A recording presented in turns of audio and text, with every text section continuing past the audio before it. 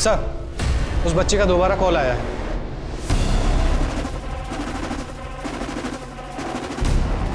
Hello uncle, मुझे आपकी help चाहिए। मैं बहुत मुसीबत में हूँ, आप प्लीज मेरी हेल्प करिए। हाँ हाँ बेटा, हम जरूर बचा लेंगे।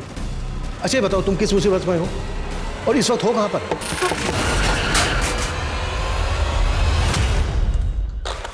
जिस नंबर से कॉल आया, पता करो किसका कॉल है, किसके नाम पर रजिस्टर्ड है। इस नंबर को ट्रेस करने की कोशिश करो। सर,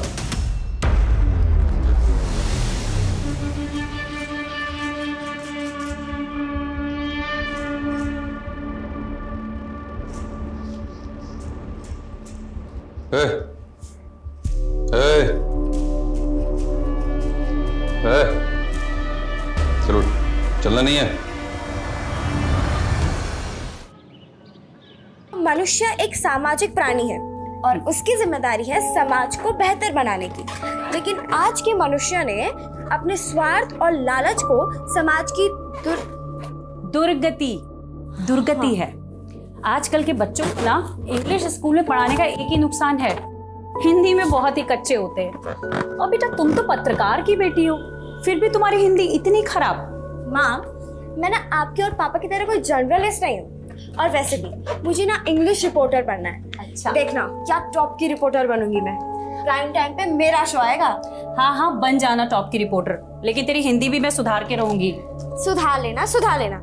पहले आप ये बताइए कि हमारे पूज्य पिताश्री कब आ रहे हैं? बस आ रहे हैं वो। ठीक।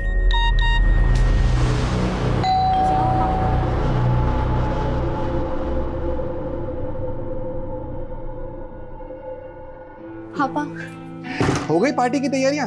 हाँ थोड़ी सी बाकी है। मेरे बिना दादी, ये दादी कैसी है आप? मैं ठीक हूँ, तू कैसी है? मैं ठीक हूँ। अभी आप इतने टाइम बाद आई है ना, तो मैं आपको वापस नहीं जाने देने वाली। अब हो गई शिकायत दूर। चल बर्थडे पार्टी मनाते हैं। हाँ?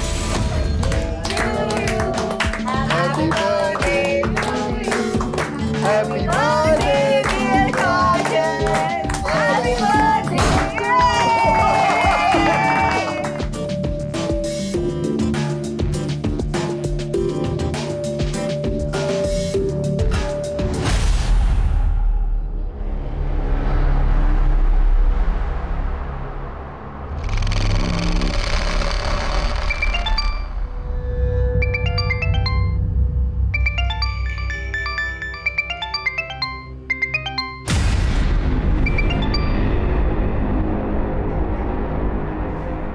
क्या हुआ गीतिका? किसका कॉल था गीतिका? किसी का नहीं, ये टेलीकॉलर्स भी ना कॉल कर करके परेशान करते रहते हैं बस।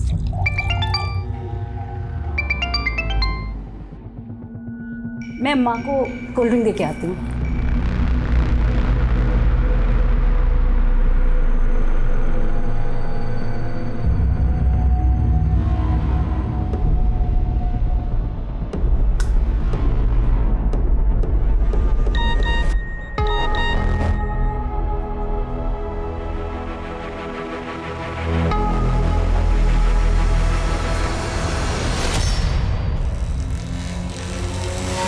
अच्छा, तो ये बात, ये छुपा रही हो तुम मुझसे?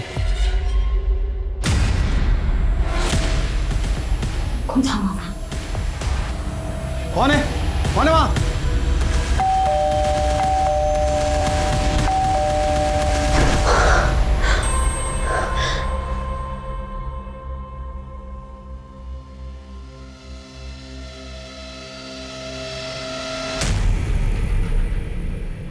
ले पहन ले, 10 मिनट के अंदर तैयार हो जा। और हाँ, हाथ मुंह धो धा के अपने आप को ठीक कर ले।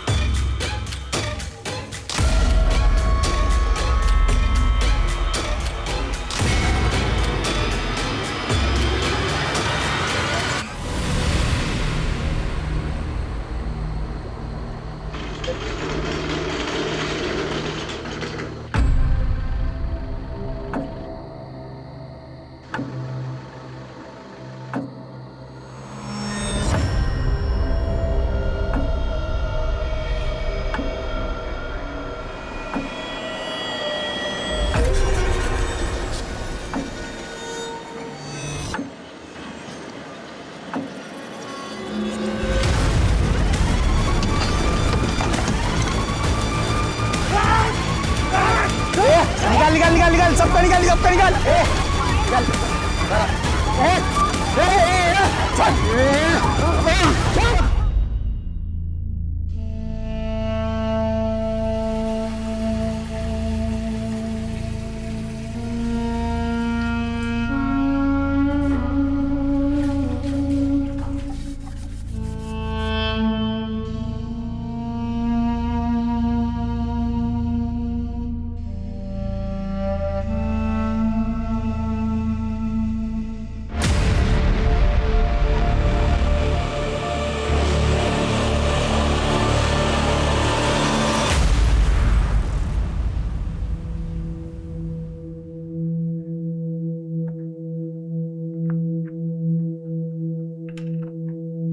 क्या जरूरत थी ये सब करने की? कितना खून निकल रहा है। माँ चल उधर चल, कुछ मेरे साथ। नहीं हुआ माँ, तू चुप रह। ऐसा ही कटे, कुछ नहीं हुआ। ये छोटा सा कट है, हाँ ज्यादा लग जाती तो।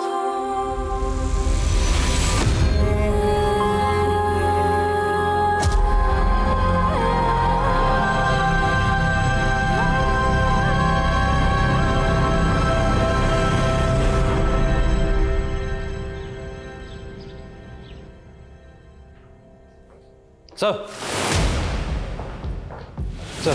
अभी अभी खबर मिली है कि बाईपास पर एक फैमिली के साथ लूटपाट हुई है सर। उनके एक फैमिली मेंबर की हत्या कर दी गई और उनकी महिलाओं के साथ रेप हुआ है सर। चलो।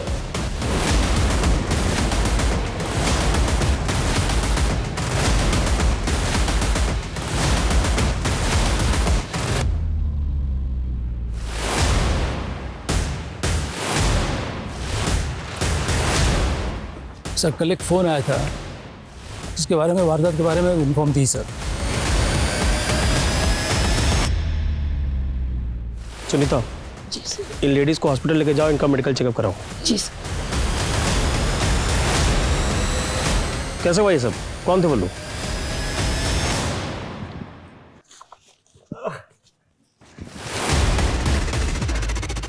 हम नहीं जानते वो लोग कौन थे, लेकिन इसका जिम्मेदार सिर्फ आप लोग हैं। सुन रहे हैं ना? आपके इलाके में इतना बड़ा वारदात होता है, मेरा पूरा परिवार बर्बाद हो गया। आप लोग जिम्मेदार हैं इसका। देखिए, उस परिवार का गुस्सा जायज है और ये लॉ एंड ऑर्डर की जिम्मेदारी किसकी है? आपकी है ना? और कर क्या रहे हैं आप लोग? आपकी वजह से जनता में मेरी छवि खराब हो रही है। सर, हम क्रिमिनल्स को पकड़ने की पूरी कोशिश कर रहे हैं और हम ये case senior officer Abhimanyu Jindal को हैंडओवर कर रहे हैं सर।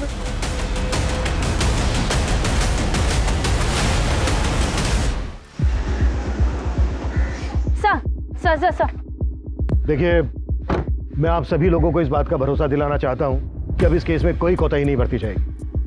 हम उन सभी क्रिमिनल्स का पता लगाने की कोशिश कर रहे हैं जिन्होंने इस वारदात को अंजाम दिया। लेकिन सर, इससे पहले भी इस इलाके में और भी कई वारदातें हो चुकी हैं। देखिए, मैं समझता हूं ये केस बहुत ही संवेदनशील है। इसमें हमें आप सभी लोगों के सहयोग की भी जरूरत है। अगर आप लोगों के पास इस केस से संबंधित कोई भी जानकारी है तो प्लीज हमारे साथ शेयर कीजिए। क्या लग रही है, हैं?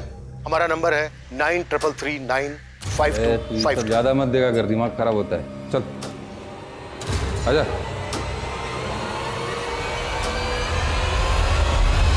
सर, जिस तरह की ये वारदात है, पिछले कुछ दिनों में ऐसी कई वारदातें हुई हैं। ऑन रिकॉर्ड इस एरिया में 5 अलग अलग जगहों पर 5 अलग अलग फैमिलीज के साथ रेप और लूटपाट की घटना हुई है। हो सकता है घटनाएं ज़्यादा भी हुई, लेकिन रिपोर्ट सिर्फ 5 हुई हैं। ये भी तो हो सकता है कि ये गिरोह दूसरी जगहों पर भी फैला हो, लेकिन प्रेजेंट में हम इस केस को फॉलो करेंगे। जी सर।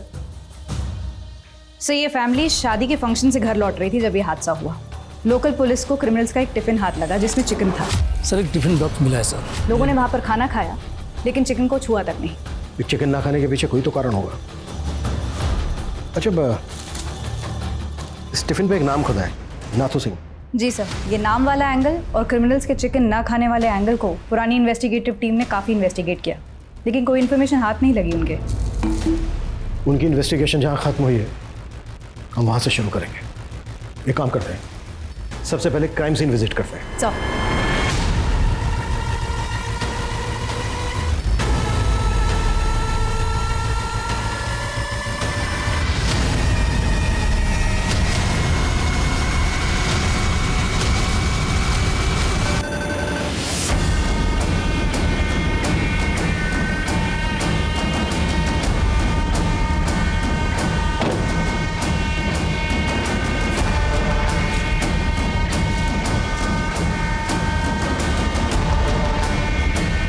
सर ये जगह बाईपास रोड से लगभग आधा किलोमीटर जंगल के अंदर है।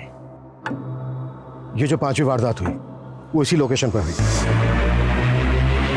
इस 5वीं वारदात से पहले जो 4 वारदातें हुई थी वो यहाँ से करीब 8 से 10 किलोमीटर की दूरी पर हुई थी और ये 5 वारदातें इसी बाईपास रोड के आसपास हुई हैं। इस रेडियस में कोई रिहाइश भी नहीं है। राइट सर, रात को इलाका और भी सुनसान हो जाता होगा, जिसका फायदा क्रिमिनल्स ने उठाया।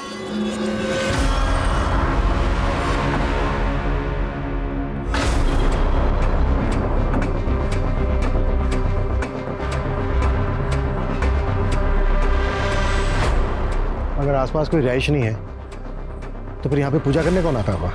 शाश्वता, आसपास के इलाकों में पता करो कि यहाँ पर लोकल लोगों का आना जाना है क्या।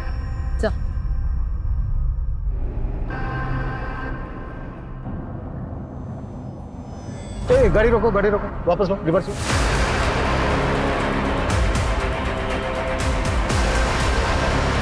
लो। रोको।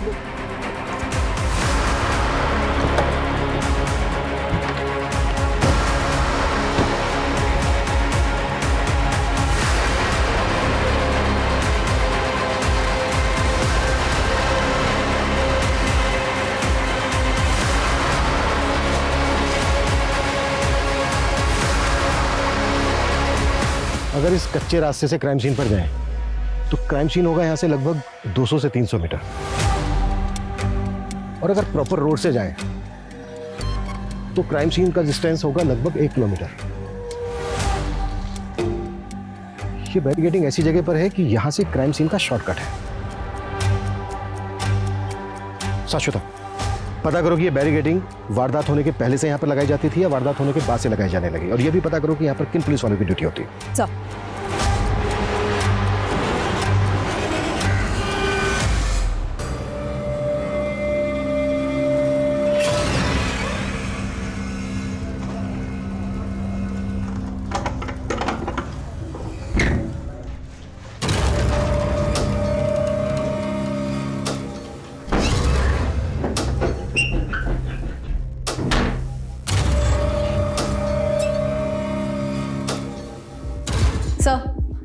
वारदात के पहले या बाद में किसी भी पुलिस चौकी ने उस जगह बैरिकेड्स नहीं लगाए थे। वो बैरिकेड्स वहां किसने पहुंचाए इसकी कोई इन्फॉर्मेशन नहीं मिल रही है। कहीं ऐसा तो नहीं है कि वो बैरिकेड क्रिमिनल्स के द्वारा इस्तेमाल किए गए हो? उसी बैरिकेडिंग से टारगेट सेट करके आगे इंफॉर्मेशन पास कर दी जाती हो। एक काम करो, विक्टिम्स की फैमिलीज को बुलाओ। सर, उस रात हम शादी से वापस लौट रहे थे और अचानक गुंडों ने हम पे हमला कर दिया। निकाल सबको निकाल। अच्छा, जहां पर ये वारदात हुई उससे पहले तुम्हें कोई पुलिस बैरिकेडिंग मिली थी? सर, आधा 1 किलोमीटर पहले एक नाकाबंदी पे हमारी गाड़ी रुकवाई गई थी।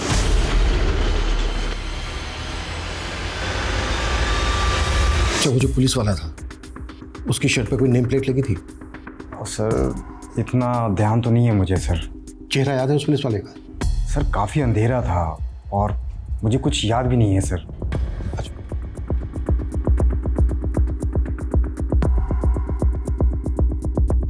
सर, क्राइम सीन के आसपास के रिहायशी इलाकों में हमने उस पत्थर के बारे में इंफॉर्मेशन निकाली जिस पर सिंदूर लगा हुआ मिला था, लेकिन वहाँ के लोग ऐसी कोई पूजा करते हों इसकी इंफॉर्मेशन नहीं निकली। अगर लोकल लोग वहाँ पर पूजा नहीं करते तो क्या क्रिमिनल्स ने वहाँ पर पूजा की होगी?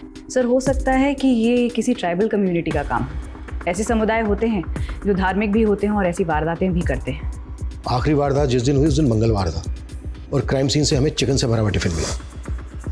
अक्सर लोग मंगलवार को नॉनवेज नहीं खाते। हो सकता है किसी खास समुदाय के हों। ऐसे समुदाय के बारे में पता करो और इस वारदात से पहले जो 4 वारदातें हुई हैं उनकी फैमिलीज को बुलाओ।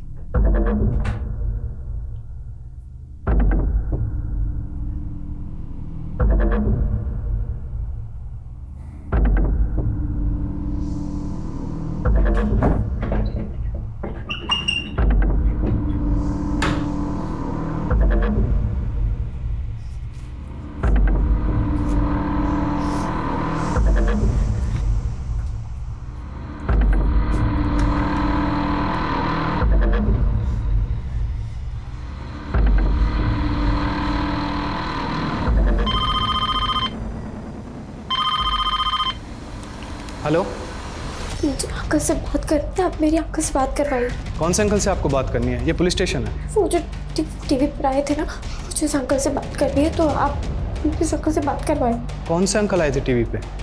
आप बताइए बेटा, क्या बात है, मुझे बताइए। क्या हुआ? सर, एक बच्ची का कॉल है, वो कह रही है मुझे उस अंकल से बात करनी है जो टीवी पर आए थे। हेलो हेलो बेटा, मैं वही अंकल हूँ जो न्यूज़ में आए थे टीवी पर। बोलो, क्या बात करनी है? अंकल, मैं ना यहाँ पर फंस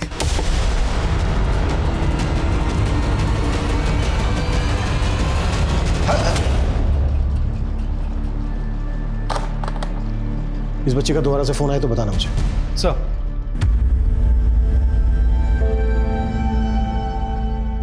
डॉक्टर रंजन, मैं समझ सकता हूँ ये आपके लिए बहुत मुश्किल होगा, पर क्रिमिनल तक पहुंचने के लिए ये हमारे लिए बहुत जरूरी है। 23 मई की रात को जो जो आपके साथ हुआ था, प्लीज वो हमें डिटेल में बताइए। सर, उस दिन मेरे नए क्लिनिक का ओपनिंग फंक्शन था। मैं अपनी फैमिली के साथ उस बाईपास रोड से घर लौट रहा था कि तभी 5 गुंडे लोगों ने हमारी गाड़ी का रास्ता रोक लिया। सर, मैंने उनकी बहुत मिन्नतें की, लेकिन उन्होंने मेरी एक बात नहीं सुनी और सब कुछ लूट कर ले गए हमसे। सर, हमारे पति बिजनेसमैन थे, तो उस दिन हम लोग गोरखपुर से घर जा रहे थे। उन गुंडों ने हमारी कार पे कुछ फेंका, जिससे हमारी कार इनबैलेंस हो गई। उन लोगों ने हमारे पति को मार दिया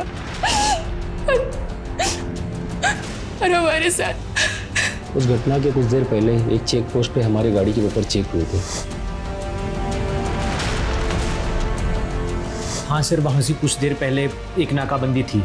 हाँ सर, हमारी गाड़ी की भी चेकिंग हुई थी। इन 5 वारदात में एक चीज कॉमन है, चेक पोस्ट पर विक्टिम्स की गाड़ी को रोके जाना। I am sure in criminals के कुछ साथी फेक पुलिस वाले बनकर टारगेट सेट कर रहे थे, आगे इन्फॉर्मेशन पास कर रहे थे और उनके दूसरे साथी वारदात को अंजाम पहुंचा रहे थे। लेकिन सर, किसी भी विक्टिम ने क्रिमिनल का चेहरा नहीं देखा, क्योंकि वारदात के वक्त सबके चेहरों पर गमछे बंधे हुए थे। हाँ, लेकिन जो फेक पुलिस वाले थे उनका चेहरा तो देखा होगा, और हो सकता है विक्टिम्स में से किसी ने क्रिमिनल्स का चेहरा भी देखा हो। विक्टिम्स के साथ दोबारा से बात करो, फेक पुलिस वाले और क्रिमिनल्स, इनके स्केच बनवाओ।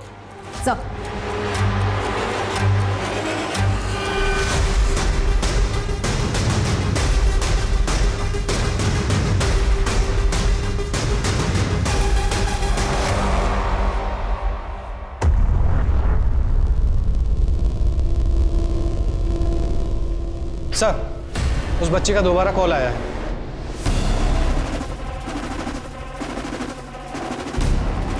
हेलो अंकल, मुझे आपकी हेल्प चाहिए। मैं बहुत मुसीबत में हूँ, आप प्लीज़ मेरी हेल्प करिए। हाँ हाँ बेटा, हम जरूर बचा लेंगे। अच्छा बताओ, तुम किस मुसीबत में हो और इस वक्त हो कहाँ पर?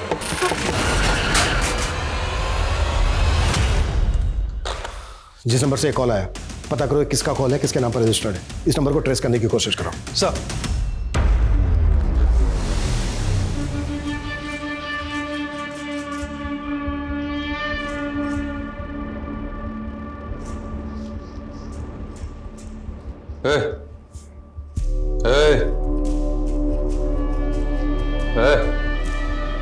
चलो, चलना नहीं है।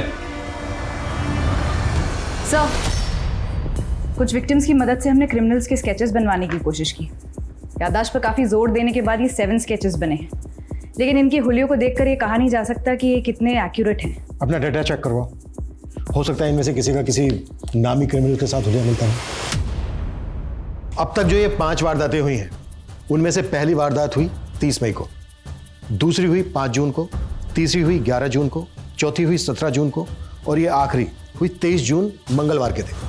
30 मई को जो हुई थी उस दिन सैटरडे था, 5 जून को जो हुई उस दिन फ्राइडे था, 11 जून को जो हुई उस दिन थर्सडे था, 17 जून को जो हुई उस दिन वेडनेसडे था, 23 जून को जो हुई उस दिन ट्यूसडे था, यानी कि मंगलवार। गौर करने वाली बात यह है कि एक वारदात से दूसरी वारदात के बीच 6 दिन का गैप है, 6 डेज। लेकिन जो ये आखिरी वारदात हुई थी 23 जून को मंगलवार के दिन, तब से लेके अब तक 10 दिन हो गए, कोई वारदात नहीं हुई है। 10 डेज।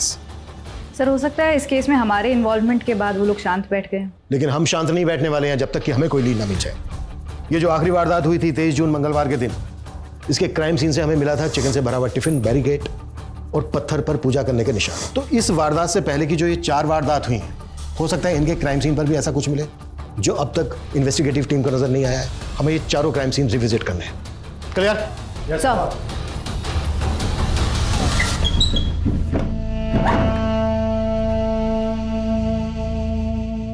ले तेरे लिए दूध लाया हूं, फटाफट पी ले। सुना नहीं? दूध लाया हूं, फटाफट पी ले। नहीं मानेगी।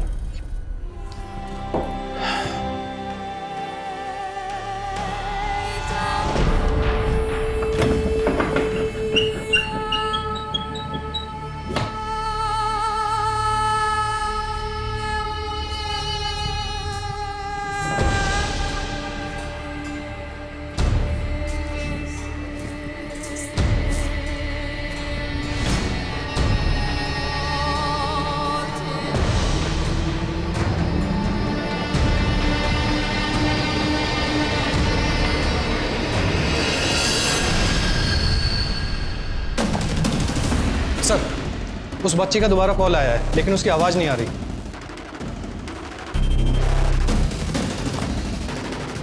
हेलो हेलो हेलो अंकल, मैं काजल, मुझे आपकी हेल्प चाहिए। बेटा, मुझे आपकी आवाज नहीं आ रही है। Hello uncle, hello.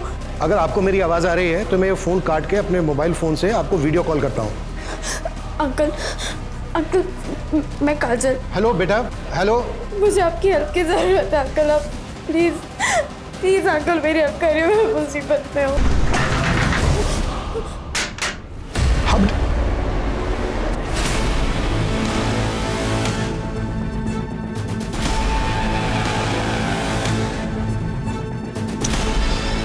Switch off हो गया।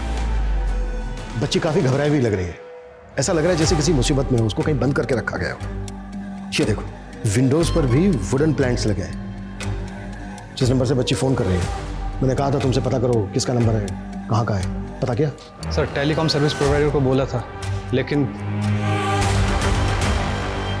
एक बच्ची मुसीबत में है, मदद मांग रही है हमसे। कुछ भी हो सकता है उस बच्ची के साथ, और तुम्हारे पास लेकिन के अलावा कोई जवाब नहीं है। खड़े क्या हो, पता करो। सर,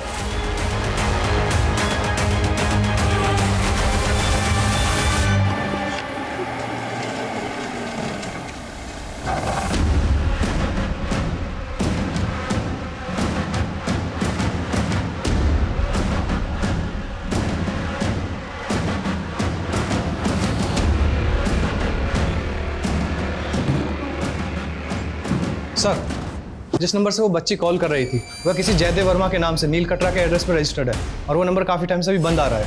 और सर, ये जयदेव की फ़ोटो। अच्छा, जिस वक्त बच्ची ने कॉल किया था उस वक्त वो नंबर कहाँ पर एक्टिव था? Sir, Gautam Nagar.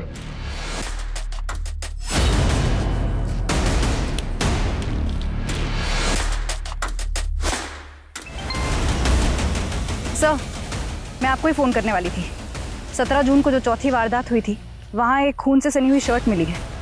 High possibility है कि एक क्रिमिनल की शर्ट हो और क्राइम के बाद चेंज की गई हो। साक्षिता, अपनी टीम को बोलो कि पूछताछ जारी रखे। मैंने अभी तुम्हें एक जयदेव वर्मा नाम के आदमी का एड्रेस भेजा है। वो बच्ची हमें जिस नंबर से फ़ोन कर रही थी, वो नंबर इस जयदेव वर्मा के नाम पर रजिस्टर्ड है। चेक करो इसे।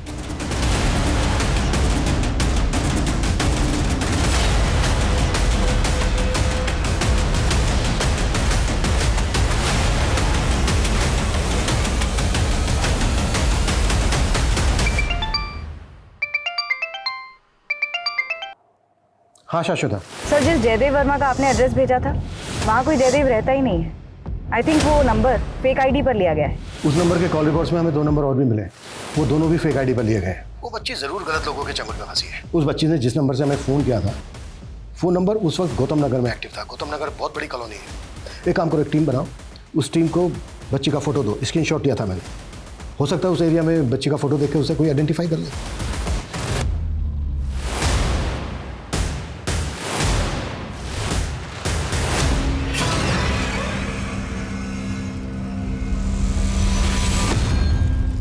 अगर ये शर्ट उन्हीं क्रिमिनल्स में से किसी एक की है तो ये जेके टेलर से हमें उनकी लीड मिल सकती है। सर, शांतिनगर पुलिस थाने से उस बच्ची के बारे में पता चल गया जो लगातार हमें फ़ोन करती रहती है। सर, लगभग 1 साल पहले इस बच्ची के माँ बाप की मौत एक कार एक्सीडेंट में हो गई थी, तभी से ये बच्ची मिसिंग। वो बच्ची 1 साल से मिसिंग है। उसकी फैमिली में और कौन कौन है? सर इसकी दादी है और चाचा है।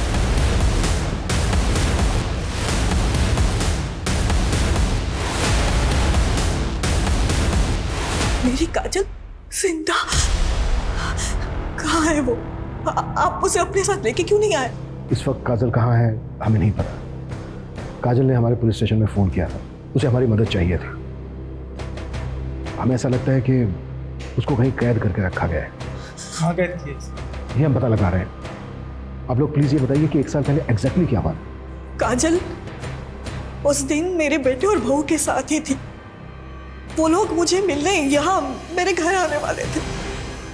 दादी हम बस निकलने ही वाले हैं, लेकिन पहले आप मुझे ये बताइए कि आपने मेरे लिए स्पेशल डिश बनाई है ना? तू बस आ जा, तेरी पसंद की सारी चीजें बनाई है। अरे मम्मी आपके लिए कुछ लाना है क्या? नहीं बेटा, तुम लोग जल्दी से आ जाओ बस। मैं शाम तक इंतजार करती रही, फिर खबर मिली कि उनका एक्सीडेंट हो गया है।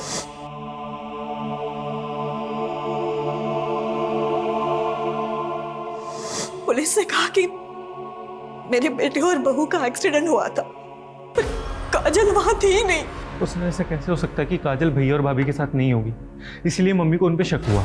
मुझे तो ये भी लगा था कि मेरे बेटे और बहू का एक्सीडेंट नहीं बल्कि हत्या हुई थी। पोस्टमार्टम रिपोर्ट में तो ऐसा कुछ नहीं। सब कुछ झूठ लिखा था साहब। मैंने अपनी आंखों से मेरे बेटे और बहू की लाशें देखी थी। वो एक्सीडेंट नहीं था। मेरी बहू के पैर पे खून के निशान थे, जबकि वहां कोई चोट लगी नहीं थी। हमने कितना कहा लेकिन किसी ने हमारी नहीं सुनी। उस वक्त किसी पर शक था आपको? नहीं सर, हमें ऐसा कोई अंदाजा नहीं है सर। लेकिन हाँ, हमें ये जरूर लगा था कि भैया और भाभी जर्नलिस्ट थे और शायद इसी वजह से उन्हें टारगेट किया जा रहा था सर। काजल ने जिस नंबर से हमें फ़ोन किया था, वो नंबर उस वक्त गौतम नगर में एक्टिव था। गौतम नगर में आपकी जान पहचान का कोई रहता है, कोई ऐसा जिस पर शक हो आपको, जो काजल के साथ ऐसा कर सकता हो या आपके बेटे बहू के साथ ऐसा कर सकता हो? नहीं सर, कोई भी नहीं है सर जिस पे हमें शक हो। लेकिन सर हम बस ये चाह रहे हैं आप काजल को प्लीज़ जल्दी ढूंढ दीजिए सर, हमें उसकी बहुत चिंता हो रही है। हाँ मैडम, ये मेरा ही टैग है। ये शर्ट मैंने बनाई है। किसने बनवाई थी तुमसे? और मैडम रोजाना इतने सारे ग्राहक आते हैं यहाँ पे, अब ये बताना थोड़ा मुश्किल हो जाएगा। इनमें से किसी को जानते हो?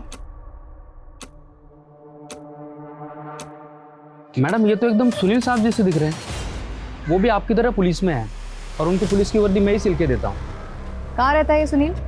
आइए मैडम, ये उनका घर।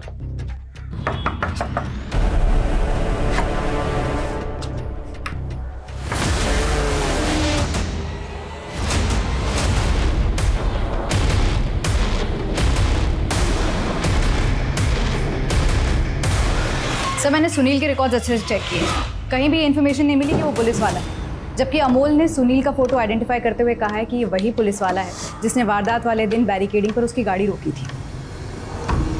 मतलब अब ये साफ है कि सुनील उन क्रिमिनल्स में से एक है जो फेक पुलिस वाले बनकर टारगेट सेट करते थे और उनके बाकी के साथी वारदात को अंजाम देते थे। सर टेलर ने जो सुनील का नंबर दिया था वो किसी फेक आईडी पे रजिस्टर्ड है, और सर सुनील का वो नंबर उन 2 नंबरों में से एक है जिससे काजल हमें कॉल करती थी। मतलब इस सुनील का काजल के अब्डक्शन से भी कनेक्शन है? सर कहीं ऐसा तो नहीं कि काजल के पेरेंट्स इसी गैंग का शिकार हुए हों और फिर इसी गैंग ने काजल को अबडक्ट कर लिया? काजल की दादी और चाचा का भी यही कहना है कि उनका मर्डर हुआ था। काजल की दादी और चाचा को बुलाओ, हो सकता है ये लोग इन क्रिमिनल्स को पहचानते हो।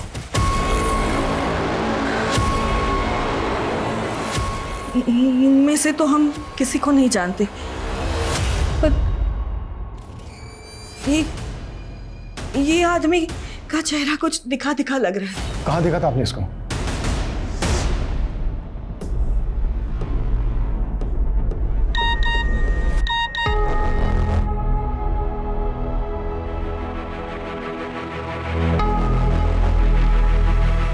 अच्छा ये बात है, ये छुपा रही हो तुम मुझसे? तुम्हें धमकी भरे मैसेजेस आ रहे हो, तुमने मुझे बताया तक नहीं। हमारे प्रोफेशन में तो ये आम बात है ना, ऐसे कॉल और धमकी आना। लेकिन तुम्हें मुझे तो बताना चाहिए ना एटलीस्ट। रघु मुझे धमकी भरे मैसेज कर रहा है।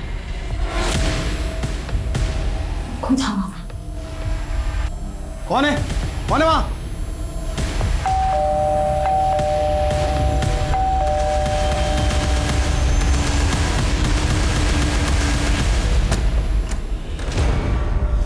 तू, तेरी हिम्मत कैसे हुई गीतिका को धमकी देने की? हाँ? चल रे, आराम से शांत।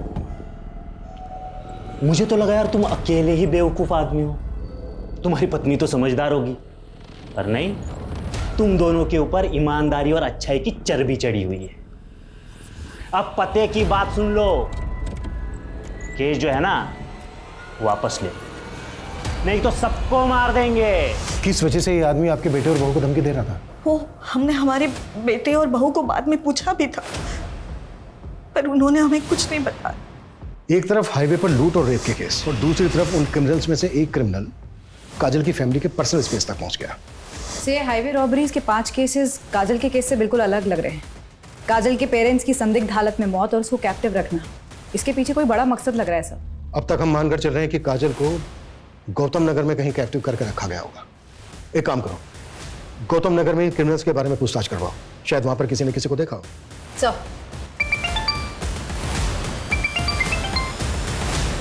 जैन सर। हाँ सर, ये बच्ची को मैंने कई बार देखा हूँ। ये लड़का मेरे ऑटो में कई बार इसको लेके जाता था। ये दोनों लड़के और बच्ची अब कहाँ मिलेंगे? और तुम इनको कहाँ से पिक करते थे अपने ऑटो में?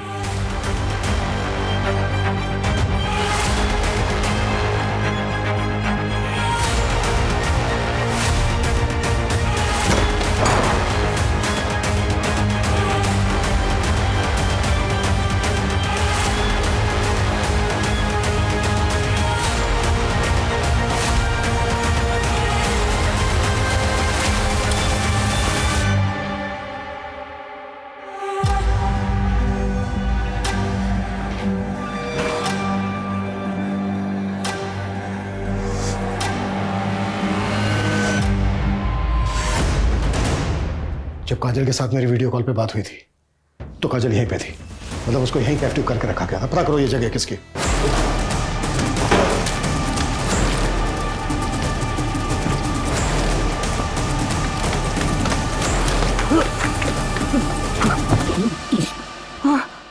काजल कहाँ है? मुझे नहीं मालूम, उसको दिलीप लेके गया था। कौन दिलीप और कहाँ ले गया था? वो सब मुझे नहीं मालूम। 1 साल पहले काजल का किडनैप तुम ही लोगों ने किया था ना?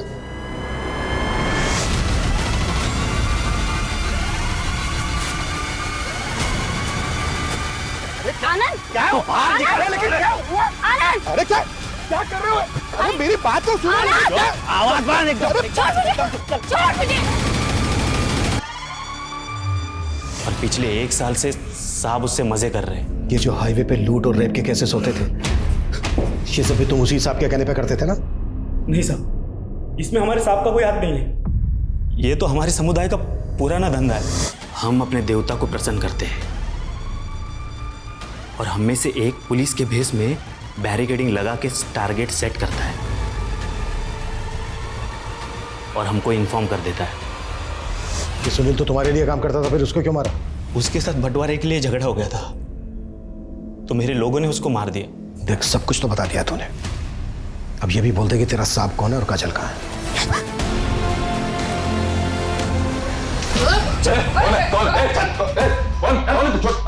मैंने छोड़।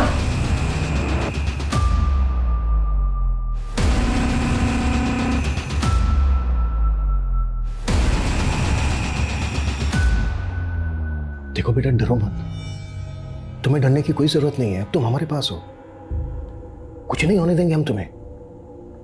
बस बेटा हमें ये बता दो कि वो लोग तुम्हें किस आदमी के पास लेके जाते थे?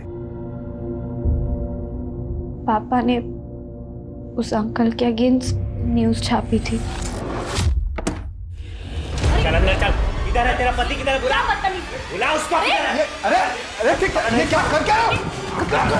उसके करप्शन के एविडेंस थे, इसलिए उसने। साहब ने बोला था कि उनकी मौत ऐसे हो जैसे एक्सीडेंट लगे और कार को खाई में फेंक दिया। तुम्हारा हिसाब कौन है?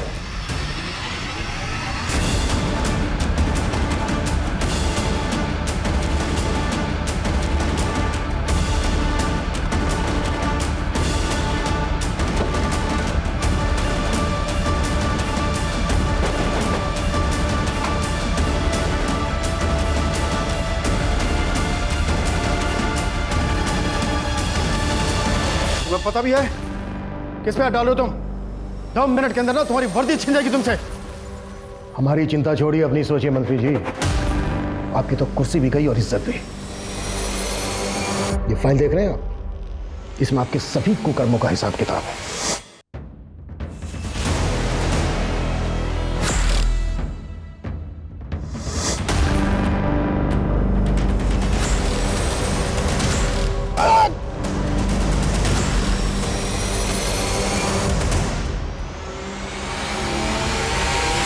और आपके कुछ वीडियो भी हैं हमारे पास जो इस बात का सबूत है कि आप लड़कियों को बंदी बना के रखते थे और समय समय पर उनका रेप भी करते थे।